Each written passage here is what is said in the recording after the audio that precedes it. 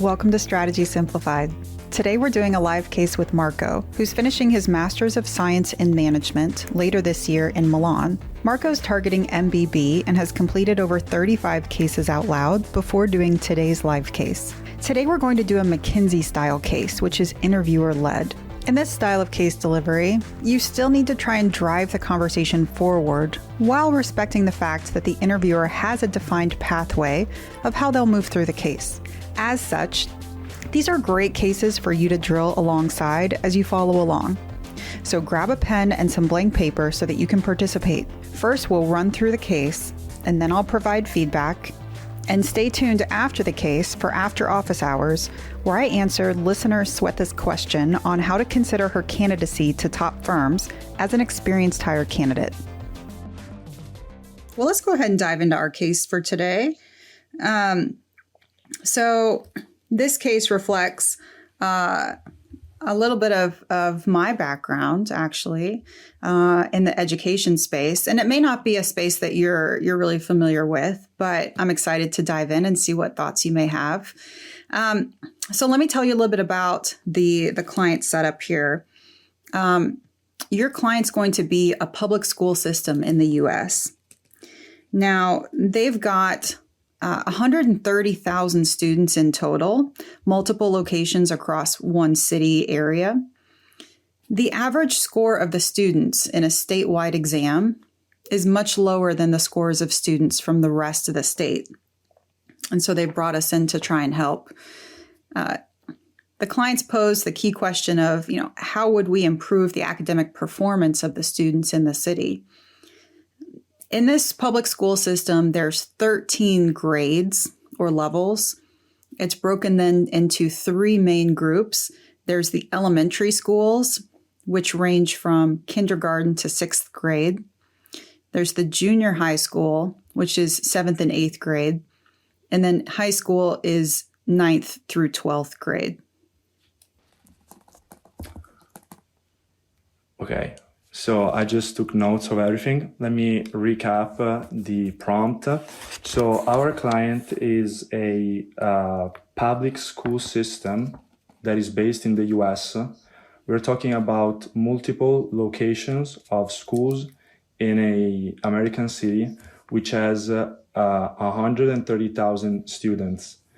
What the client is asking us is how can we improve the academic score of these students, because their academic score is actually lower than the average scores that was recorded in other location in the US.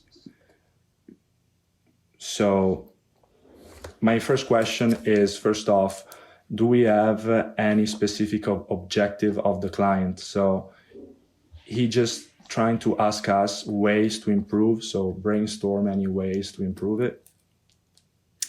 Well, they want to see their academic performance scores for their school system increase.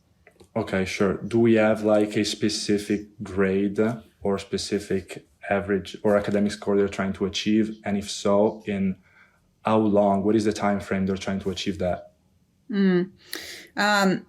So there's no specific target. I'm sure that they want to get at least, parity to hit the average.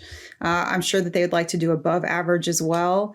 They'd like to be able to hit this as soon as possible, but They're looking to our guidance for that as well in terms of timing and implementation. Okay, sure. So I just want to understand better our client. So is it like a big school that has other schools that then summed up make the 130,000 students? Yes, it's like a collection of schools is what would be the public school system. So there's going to be multiple elementaries, junior highs, high schools. Okay, got it.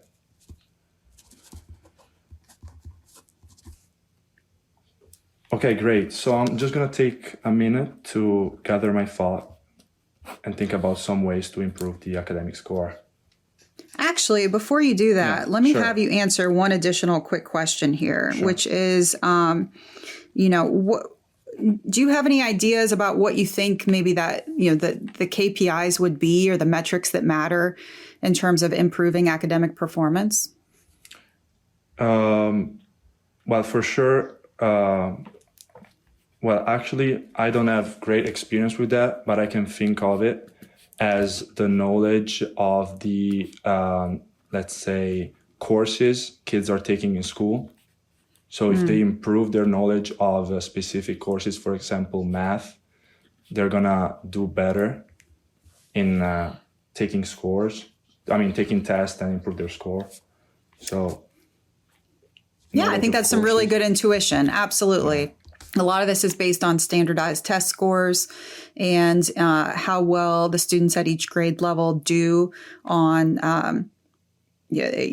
how well they score on those standardized tests. So, nice job. Okay, so go ahead and feel free to put a plan together here. Okay, sure. We'll be right back after this quick message. Do you want to break into McKinsey, Bain, or BCG? Then join Black Belt. Black Belt is a structured case prep program that combines expert help with self-paced prep curriculum. You get 8 one-hour, one-on-one case coaching sessions with a former MBB coach. You also get access to unlimited digital prep materials, and homework will assign you in between sessions to accelerate your progress. Oh, and by the way, 60% of Black Belts who complete the program land an offer at a top 10 firm. So, if you're serious about landing an MBB offer and changing your whole career trajectory, join Black Belt today. Click the link in the show notes to learn more. Okay, good. So the way I would address this issue, so how would we improve academic score, is make the assumption that in order to improve it, kids should, or like people in these 13 grades should better understand or learn the courses they take. So to do that, I structure the way I want to solve the problem into buckets, what we could do in school and what we could offer outside school. So what we could do in school is increase the number of hours students stay learning, or diversify the work. So introduce a new way of teaching and make kids do, for example, group projects. Finally, do some more interactive teaching. Outside school, we could do recorded lessons. So again, I'm thinking about record the courses and make the students rewatch the classes they took, but do it at home. Or also the school system could partner with companies that develop specific courses that can broaden the knowledge of kids outside what is taught in class.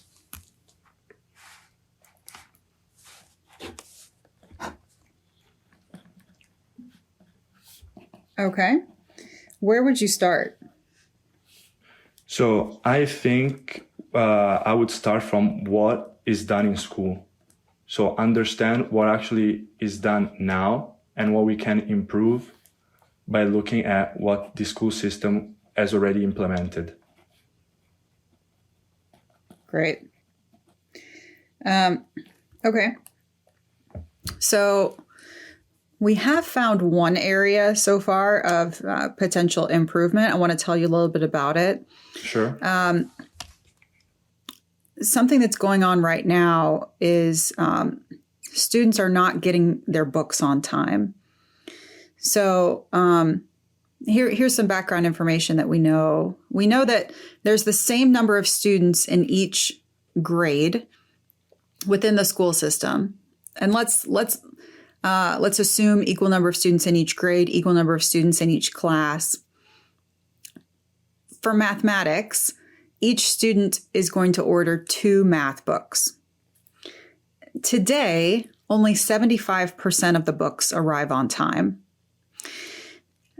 In current state, this inefficiency is determined to be 75% due to warehousing and 25% due to online orders.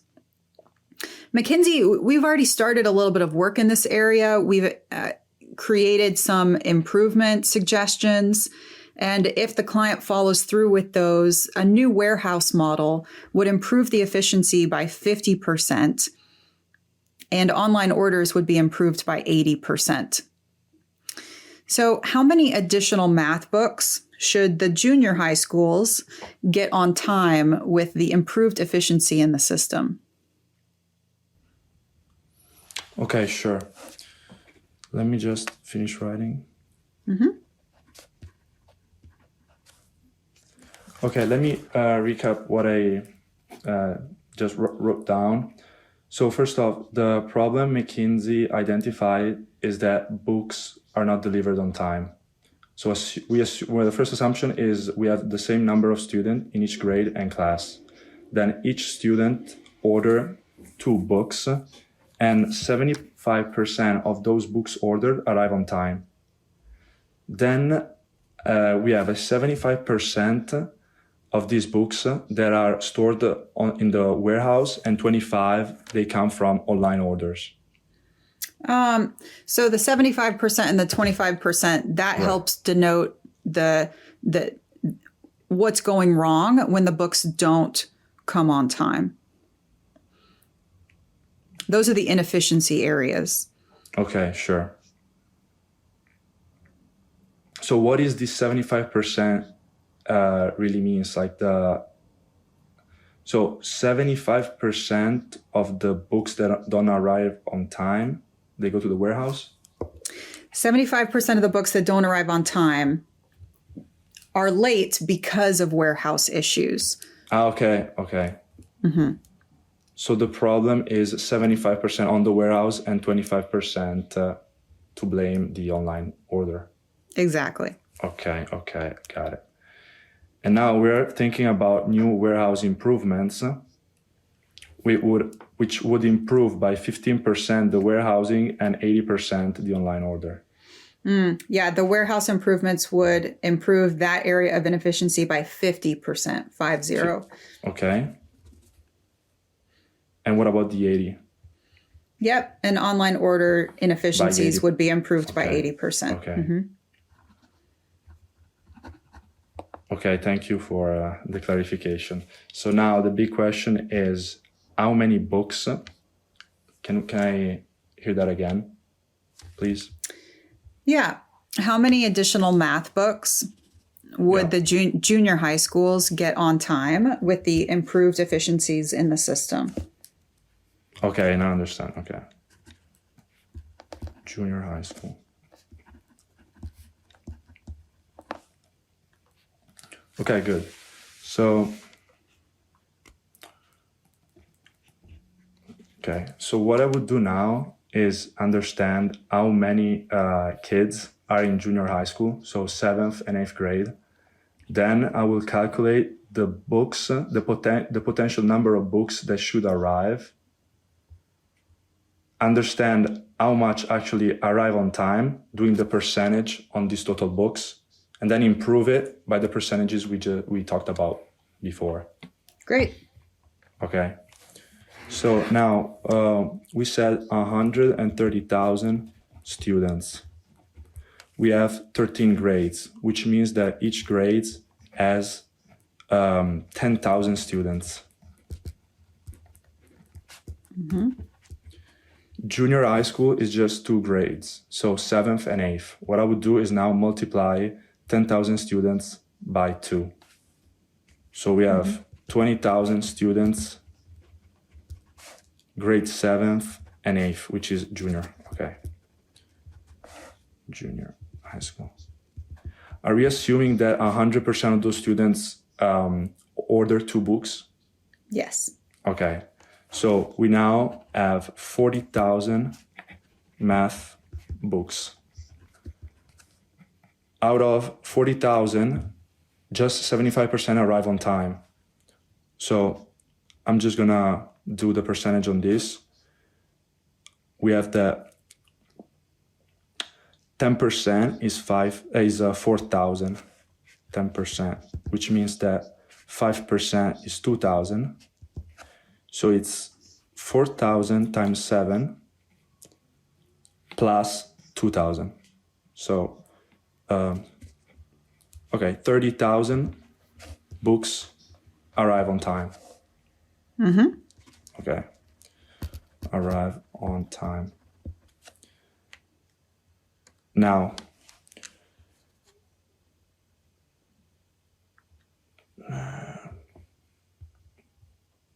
so we are missing out 10,000 books. But the question now is, if we do the improvement, how many are we getting more? Okay. So,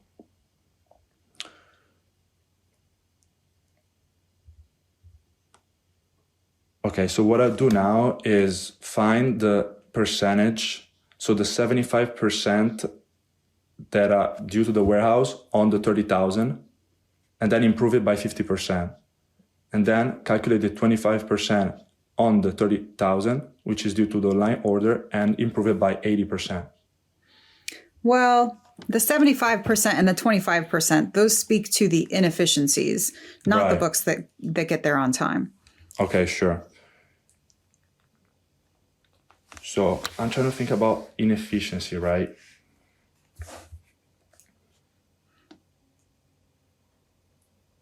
The inefficiency 75%. What exactly does it mean? I'm trying to think that. I'm trying to brainstorm. Sorry if I speak out loud, but that's what I'm trying to think.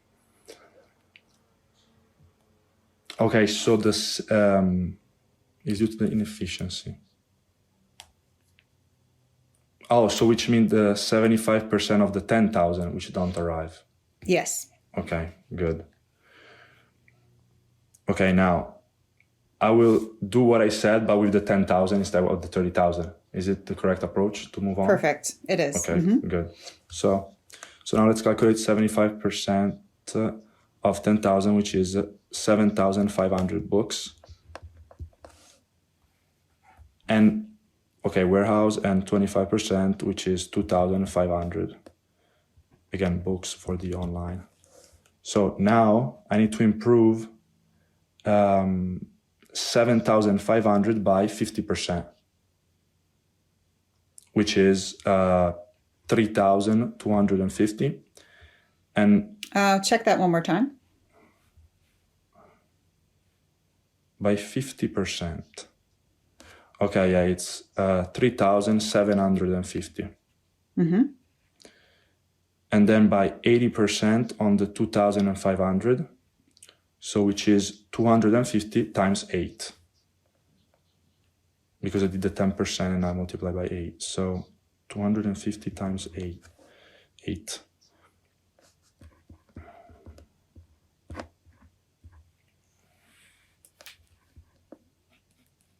Okay, good. So 2,000. Which means that if we were to improve our efficiency, we would get an extra total of 5,750 books. Say that number one more time. I didn't catch it. Yeah, I said if we were to do our improvement on efficiency, we would have 5,750 books. Okay. What do you think about that? Well, we have a total of, it's not enough. It's still something, but it's just a little bit more than half of the books we're missing. Because we're missing 10,000 books and we're gonna get a little bit more than half. So I should definitely be interested in thinking about ways to increase this number. Okay. Yeah. Great.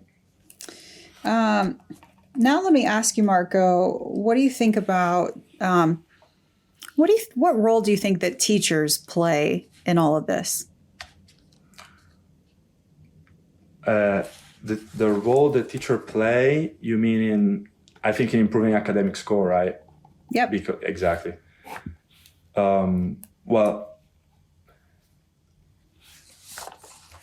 let me just take 30 seconds to have a more structured answer. But if I just were to start, I would say that I think it's this public school system in our case that tells teacher for how long should they teach and the way they teach.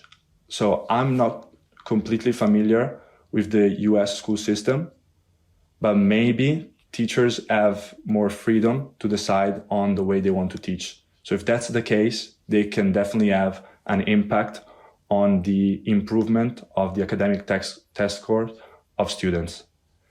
So if we have any information about the freedom of teachers in teaching kids, that would be helpful. Yeah, I mean, I would say as basic context here in the United States, teachers are certainly prescribed at an outline level or maybe at a lesson plan level, but not down to the minute and the format of delivery. And Sure. it's not fully prescribed. They do have flexibility and freedom to decide how they want to teach it and convey information, what information to convey to the students. For sure. So with this information, I would definitely say that teachers do have an important role in kids improving their academic score.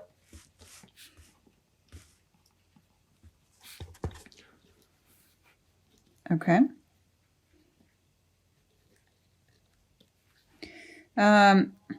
What are some of the ways that you think that they might be able to improve on this key metric? Sure. So I'm thinking about 3 ways. So the first one is the way they teach. So is it just frontal teaching, like I'm just teaching you things, you need to rehearse them and then say it back to me, or is just a more interactive way of teaching? Second is what they teach. Is the things that they teach are actually tested on those tests? Or are those teachers testing actually teaching what is not tested on tests? Third, the how. So is it just in class, or is the teacher giving like extra, let's say, tests or papers to write at home? Is the teacher stressing the fact that students need to keep up with the work? So I would say these three drivers. Okay, awesome. Can you come up with one more? One more? Yeah, Sure.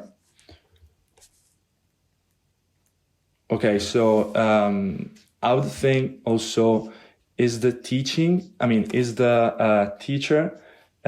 vouching for just books, or also interactive way of teaching, like watching YouTube videos? Because recently school systems are changing, and there is a big part of, let's say, internet playing in teaching kids. So it really depends on how the teacher conduct the way it works. Is it very, let's say, book driven, or it also involves other types of way for their students to learn? Okay, great. Well, with that, we talked a little bit about the roles of the teacher and how to improve access to on-time books. Let's look at another issue, which is capacity utilization. The school system has decided to move the 6th grade from elementary to junior high school.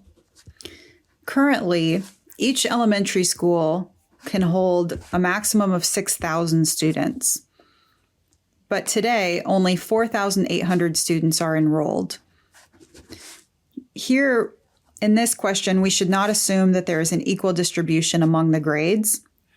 Instead, let's assume 600 students are in the 6th grade. What would be the new capacity utilization by moving 6th graders to junior high? And what's the percent change in capacity utilization?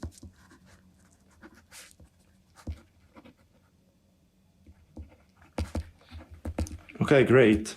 So I just want to, again, just tell you what I wrote. So we're saying that 6th grade now are going to be moved to junior.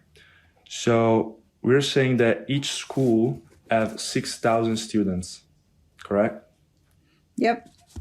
Each elementary school. Mm-hmm. Each elementary school. Okay. And now only a number of those students are enrolled. I missed the number of students enrolled. So the building can hold up to 6,000 students. Right. But there's only 4,800 students enrolled. Yeah. Mm-hmm. Great. And then we're going to move 600 students to the junior, let's say, tier from 6th grade. Now, what we're trying to understand is the percentage change in capacity utilization. Mm-hmm. Okay, great. So,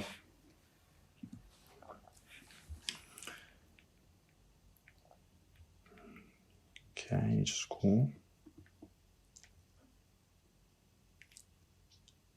Okay, so what I would do is understand how many schools we have, multiply that by the number of students enrolled.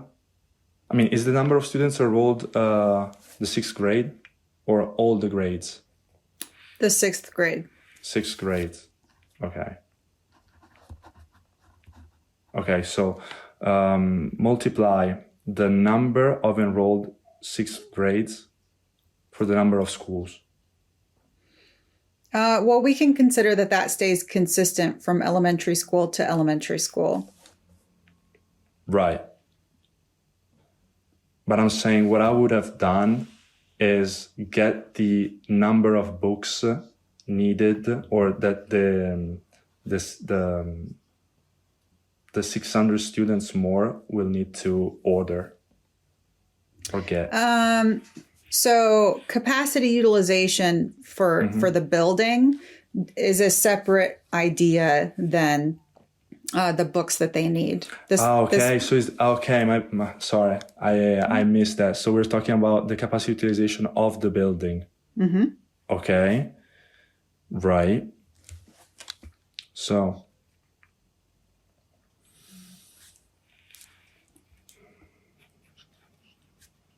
The percentage change in capacity utilization. Perfect. So, okay, let's start with some percentages. I mean, what is the percentage of students of 6th grade in each school? So it's like 4,800 divided by 6,000. Yeah, that's the current capacity or Exactly. current utilization. Mm-hmm. Right. Which means is 480 divided by 6, because I already did the calculation in percentage. So what I did is 4,800 divided by 6,000 times 100. Okay. Which gets us to 80%. Mm-hmm. So, and this is just one school. So in one school, we can consider that's consistent across all elementary schools. All the schools have 80% capacity utilized. Mm-hmm. So now we are adding up 600 students from 6th grade to junior, which means we're gonna have 4,800 plus 600. Not plus. So are we adding up 600 students in each school, or all the schools in total will increase by 600? Currently, 6th grade is in elementary, but 6th grade is now going to move to junior high. Right.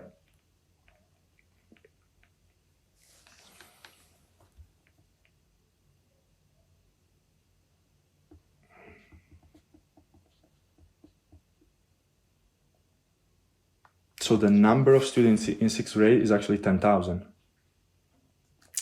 No, for this question, we're assuming 600 in 6th grade, but they're going to be removed from the elementary and moved over to junior high.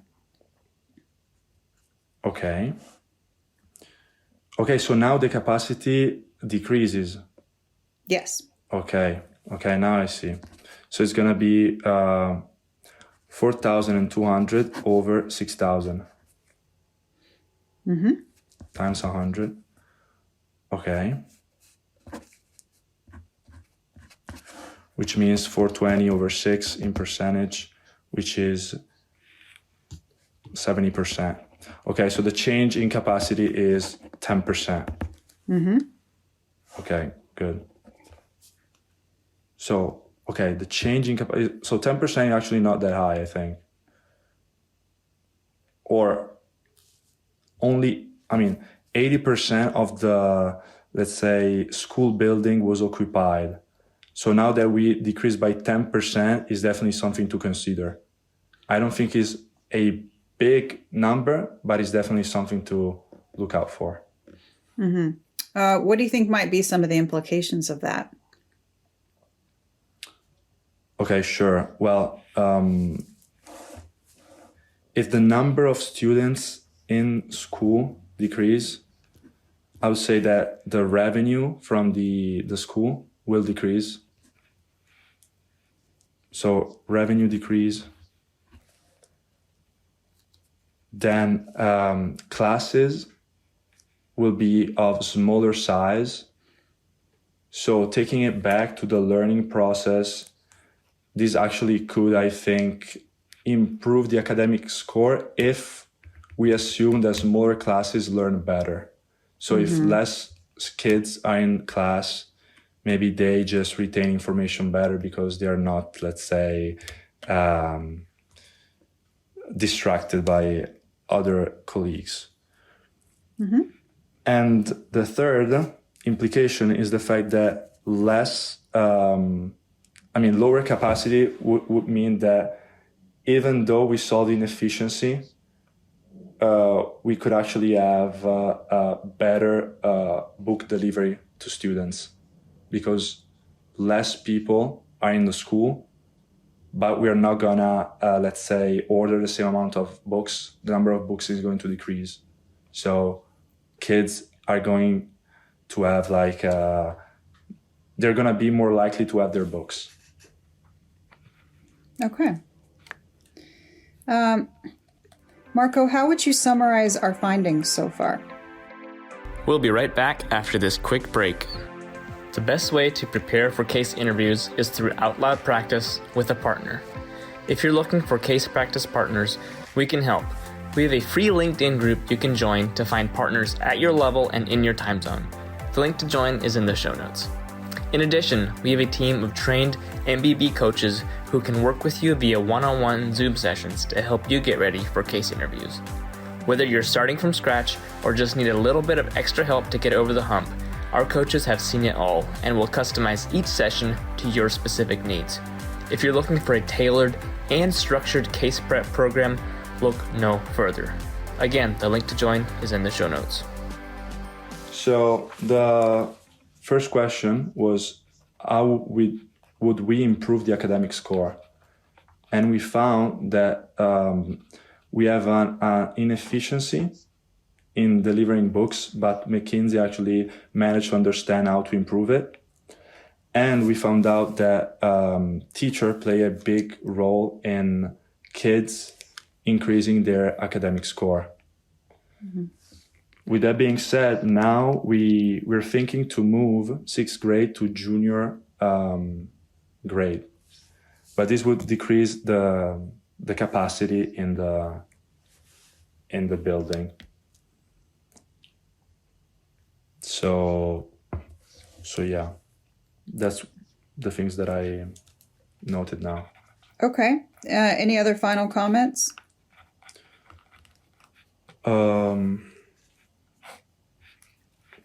No, not that I think of. Okay. All right. Break. Okay. I didn't think that was the final recommendation. Yeah, exactly. Okay. Yeah, So we'll talk about that and we'll talk about some other things. Yeah. So that case ran us,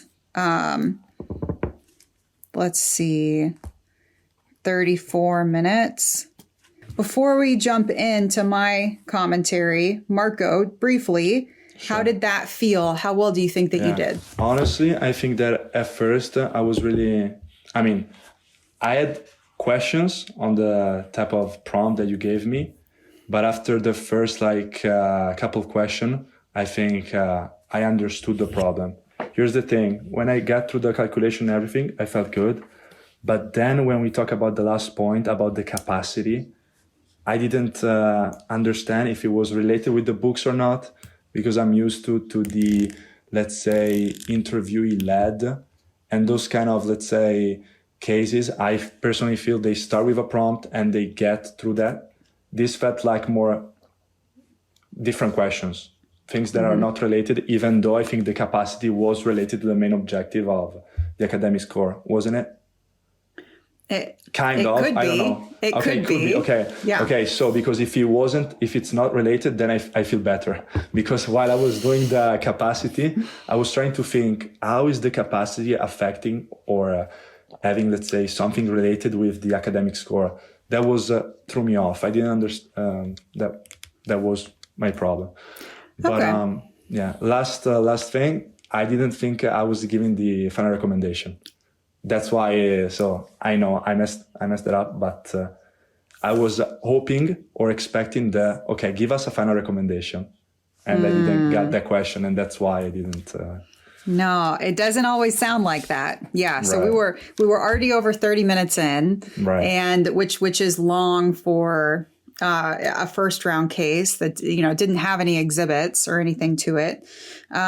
Okay. So let me just lightning through some feedback. So overall, this case took us 34 minutes. This is a reasonable first round case. We should probably be able to get through it in about 25. So overall today, I would give you probably a 7 out of 10, but you're really going to need to be an 8.5 or a 9 probably to kind of make it through the first round of McKinsey. McKinsey interviewer-led case does feel like individual questions one after another. They may not feel related or connected.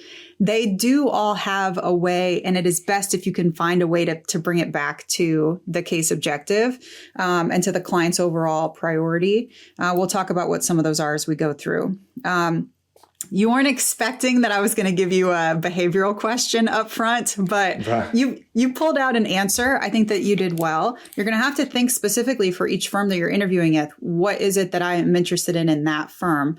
For McKinsey specifically, it's a really good answer to lead and provide numbered structure. So, there's 3 good reasons why I'm excited to work at McKinsey. First, I'm excited to work with clever and bright people. Second, the diversity of thought around me really inspires me. And third, to be honest, I've heard that you guys have an incredible workspace in Milan. So, first on that point about the clever and bright working team and the people that I would get to engage with, blah, blah, blah, blah, blah, blah, blah. Second, blah, blah, blah, blah, blah, blah, right? But quick off the bat, tell me your 3 things, expand a little bit. You got there. It was clear what your 3 things were. It would just be even better if you led with those in a punchy bullet pointed fashion. Then we moved into the case prompt. McKinsey is moving more and more towards, and also other Bain and BCG are as well. They're trying to add in more and more cases that require outside of the box thinking that, aren't easily applicable to a standard framework. Things that maybe they're even trying to hit something that they know that you don't have any background or experience in. You are Italian. You have a little bit of experience in the U.S. school system, but not much. I don't expect you to know very much about this space at all. That doesn't mean that I am going to void this case from you doing it. In fact, I may choose this case. I chose this case off the shelf knowing that you are not going to have very much exposure here, but still thinking, well, what can Marco, what's his, unique perspective? What insights can you bring to this situation? Even though I know that you don't have a lot of exposure there. I thought that you did well to recap the most of the key points, but you didn't recap all the information. So I wasn't sure if you really captured down the categorization of the elementary, junior, and high school. You did capture that correctly. You were able to utilize that information and data later on, but I wasn't sure if you got that down and the 130,000 students. McKinsey's moving more and more towards injecting an extra question before you get to the structure. So be prepared for that, right? You kind of immediately moved into, let me create my framework. And I said, well, before you do that, I want to get your thoughts on this other thing. You pivoted easily and you were pretty flexible with that. I think you pivoted quite well each time I tried to nudge you in a different direction or give you more information. You readily accepted what I was trying to say or, the new question that I had for you. And so I thought you did really well with that throughout. By asking that additional question, it helped also, you were able to develop a hypothesis before you went into the creation of your structure, which kind of helped develop the conversation along, right? And so you communicated to me at that point, well, I really think that what's behind this is how do we increase students learning. And I think that is going to be driven by, their engagement with the material and how well they really know the subjects. And then I got to see that really put into practice when you created and delivered your structure to me.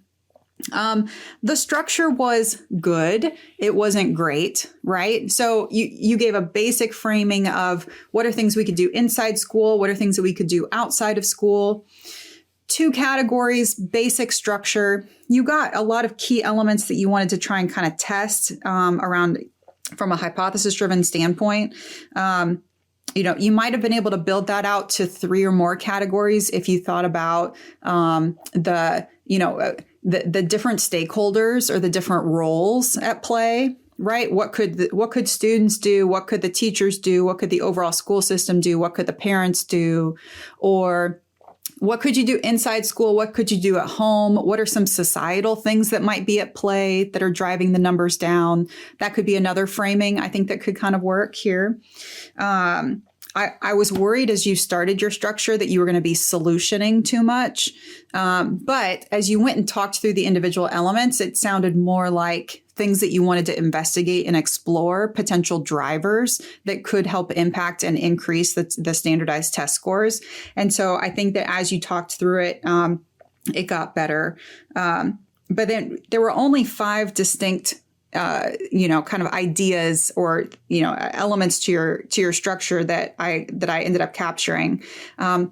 For a 2-minute pause for a McKinsey case, I want at least 3 categories with 3 bullet points on each one. So I really want at least 9 things that you want to investigate and explore. And then after that, I want you to end with a hypothesis. You've given me a bunch of ideas, a bunch of questions. Tell me what you think is most important. When I pushed you for that, you said, well, I would really start with wanting to understand what the school does now. But none of those current state questions were actually even in your structure. That's a great, start from a blank sheet of paper. What are all the things that you want to know about? What's the data that you want to collect? What are the things that you need to figure out so that when you bring all that together, you can come up with a full recommendation for how they improve test scores. I thought it was good to lean in with humility. You had a comment or 2 throughout the discussion to say, I don't really have a lot of exposure in this space, but this is the way that I'm thinking about it. And I think that you approached that in a good way. No reason to shy away from that fact. You didn't sound unconfident by communicating that as well. I think it just couched the conversation effectively and appropriately. This case had 2 math portions and 1 creative question. Our first question, you really started super strong. You recapped clearly. You qualitatively talked through the approach and the steps that you wanted to take.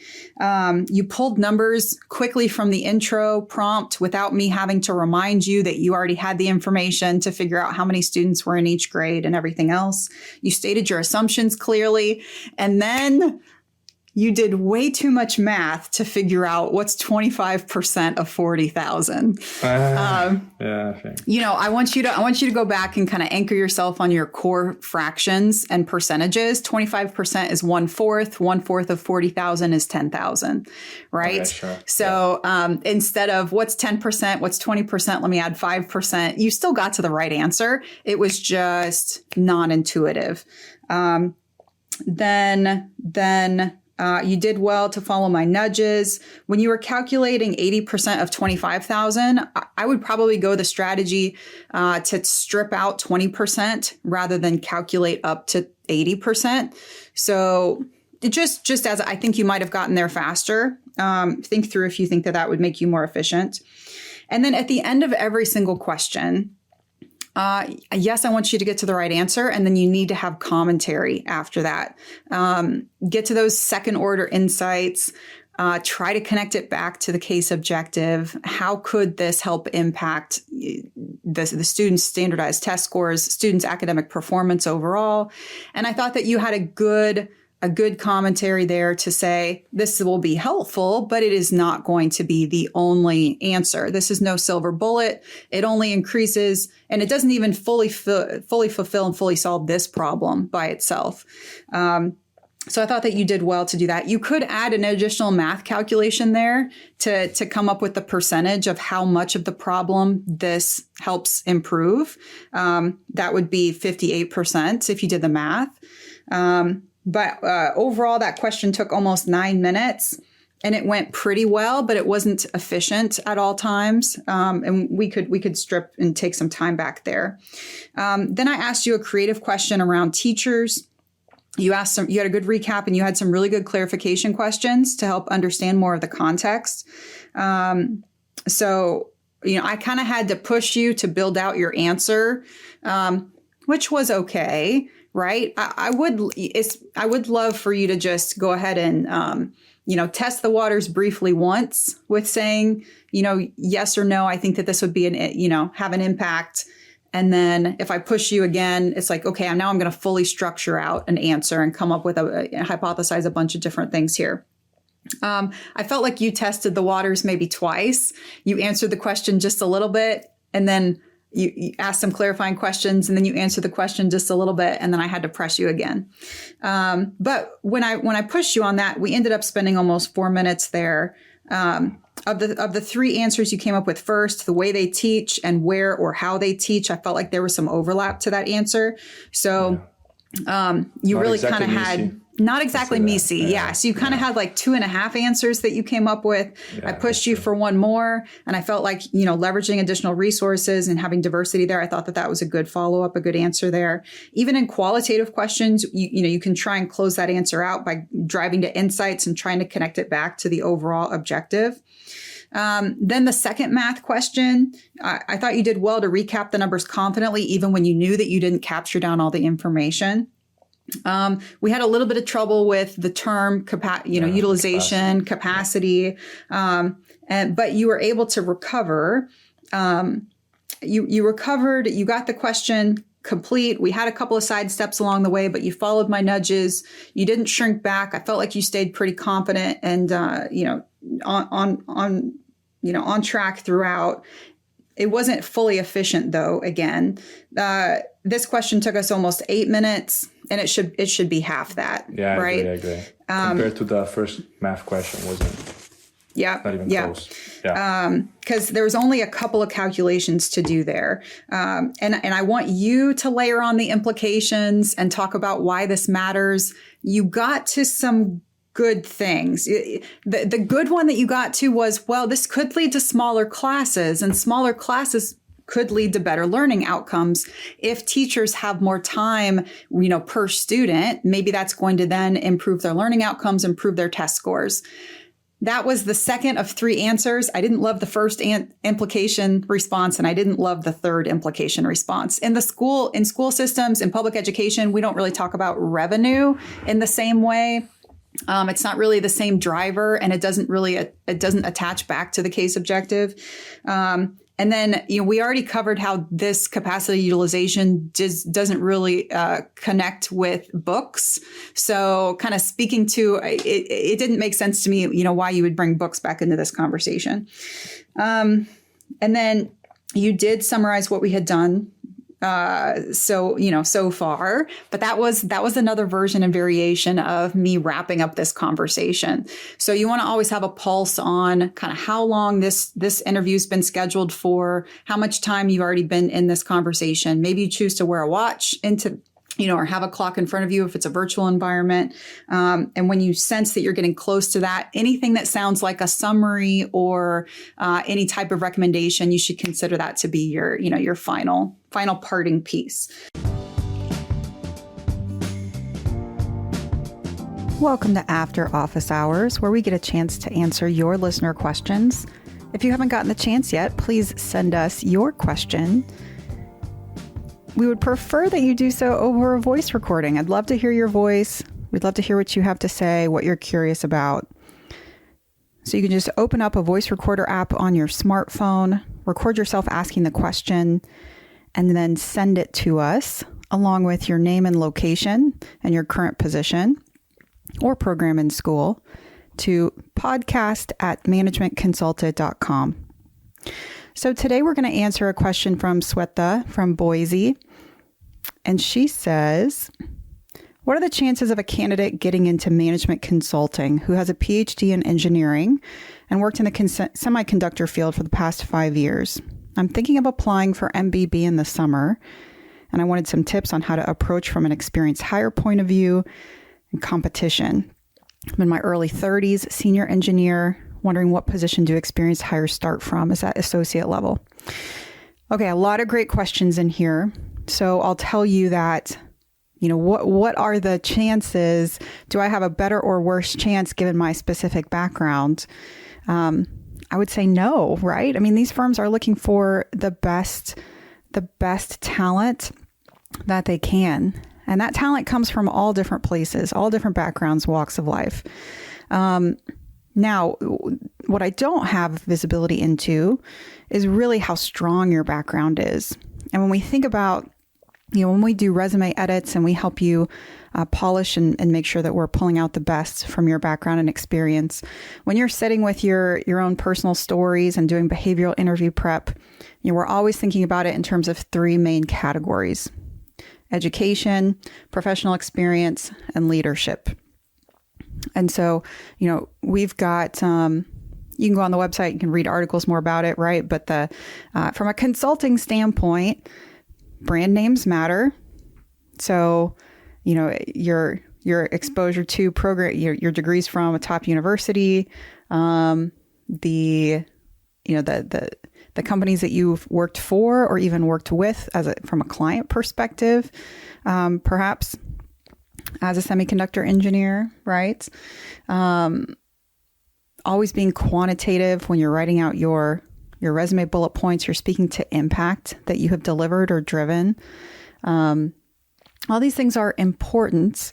It's not one main thing that's going to make you stand out, but making your background and your resume shine overall, making sure to speak to key accomplishments that you've achieved, certainly any awards you've received.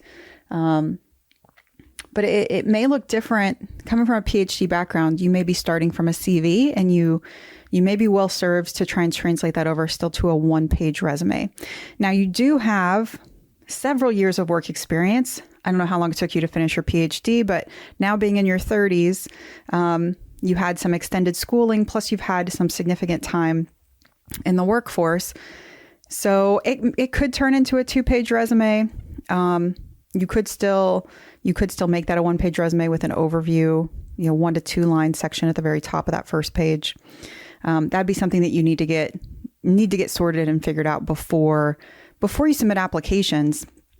And before you submit applications, we recommend that you really start to network within your target firms as well. And of course, it's not just networking within the firm that's important, but within the specific tribe of that firm that you're applying into. If you're applying at a generalist level, then it is the office location that you're preferencing in that application process. If you are applying into a more targeted position, implementation consultant or an operations consultant, then you need to try to get to know and meet some folks within that part of the firm. It is, we talk about this quite a lot on the podcast, right? Recruiting and consulting is rather tribal. That's phrasing I like to use. It's a fairly decentralized process. There's a bar that everybody has to cross, yes, and there's some introductory kind of centralized recruiting functions and review, but ultimately the people that you want to try and get to know, not only to try and smooth your pathway forward in terms of the application and recruitment process, but also to pressure test and ensure whether or not that's the firm you want to work with and that you're excited to work with those people specifically. Networking is a huge part of that process. And it should start before you actually even submit that application online. And then we come to the part of your question, which is, what level at which am I applying into?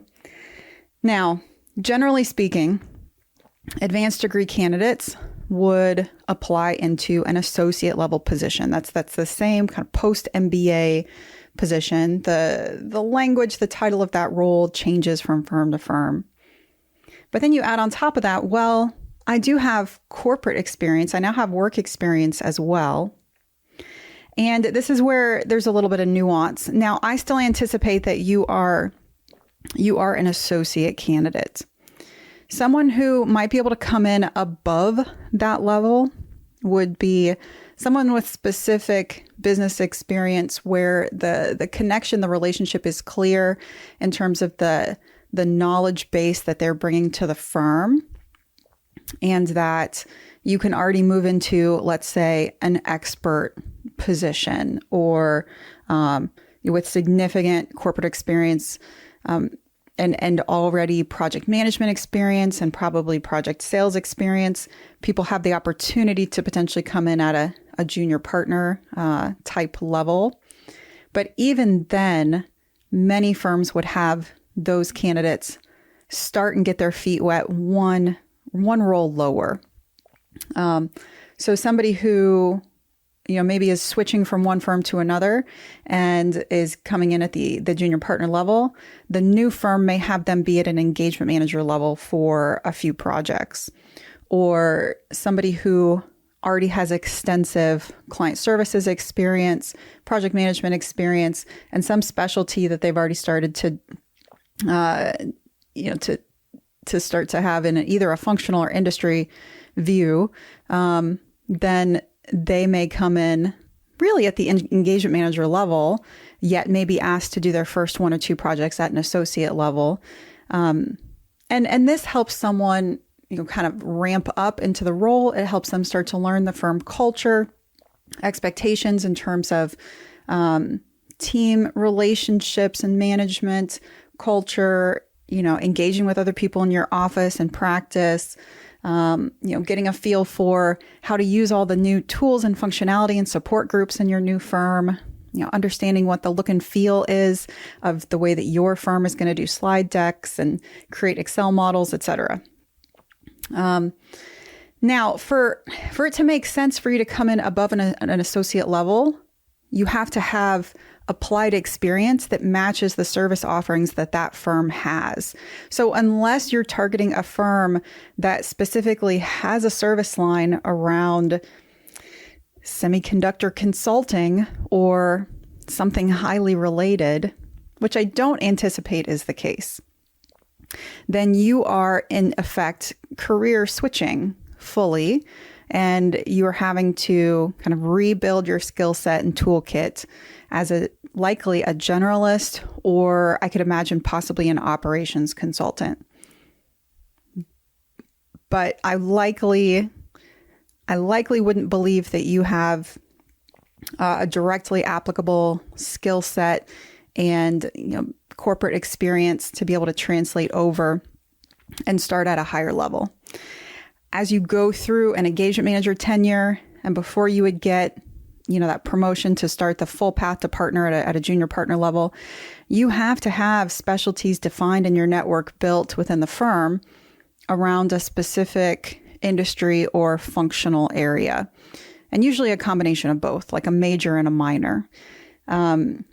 So there will be some people with PhDs and moderate level of corporate experience where that's more directly applicable to the work that business does and could make the case to come in at a higher level. Now, as you go through your conversations with different firms and individuals, certainly want to pressure test that, but I recommend that you do anticipate starting at a firm at an associate level. Good luck in your journey. In today's case, Marco showed that this was not one of his first case interviews, although everything didn't fully come together today.